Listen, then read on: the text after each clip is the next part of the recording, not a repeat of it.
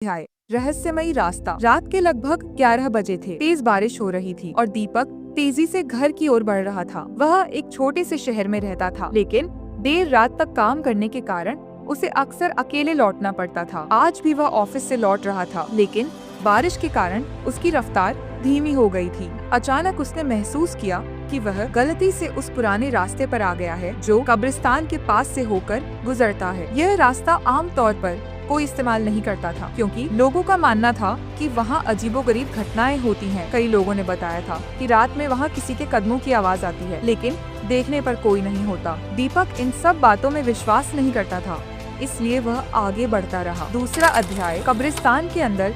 खौफनाक अनुभव। जैसे ही दीपक कब्रिस्तान के फाटक पर पहुंचा, चारों ओर अजीब सी खामोशी छा गई। हवा थम गई थी और बस दूर से झींगुरों की आवाज सुनाई दे रही थी। उसे हल्की सी घबराहट हुई, लेकिन उसने खुद को समझाया, डर से भागोगे तो जिंदगी में आगे कैसे बढ़ोगे? यह सब बस एक अंधविश्वास है। लेकिन तभी अचानक एक जोरदार आवाज आई। दीपक ने मुड़कर देखा तो पाया कि एक पुरानी कब्र के पास एक काली छाया खड़ी थी। उसकी आंखें लाल चमक रही थीं और उसकी मौजूदगी से एक ठंडक सी महसूस हो रही थी। दीपक की सांसें थम गईं। उसने भागने की कोशिश की, लेकिन उसके पैर जैसे जमीन में धंस गए। तभी वह साया गहरी आवाज में बोला, क्या तुम डर गए? अगर डर से भागते रहोगे तो कैसे सफल बनोगे? दीपक हैरान रह गया। क्या वह सही सुन रहा था? क्या भूत उसे सीख दे रहा था? तीसरा अध्याय अजीब मुलाकात। दीपक कांपती आवाज में बोला, तुम कौन हो? साया शांत स्वर में बोला, मैं वह आत्मा हूँ जो जिंदगी में बहुत कुछ पाना चाहता था, लेकिन डर और संदेह के कारण कभी कुछ हासिल नहीं कर पाया, इसीलिए आज भी यहाँ भटक रहा हूँ। दीपक थोड़ा साहस जुटाकर बोला,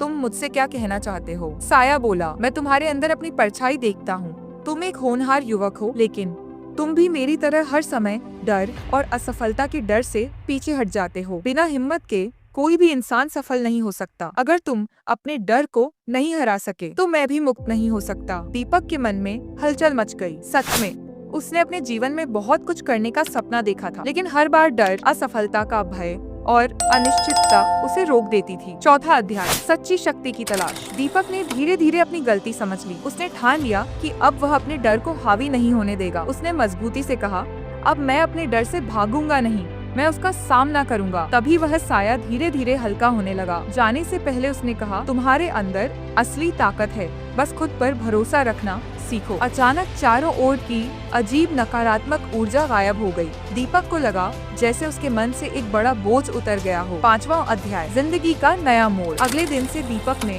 अपनी जिंदगी में आने वाली हर मुश्किल का सामना करने का फैसला किया। उसने अपने डर को पीछे छोड़ दिया और पूरी मेहनत से अपने सपनों की ओर बढ़ने लगा।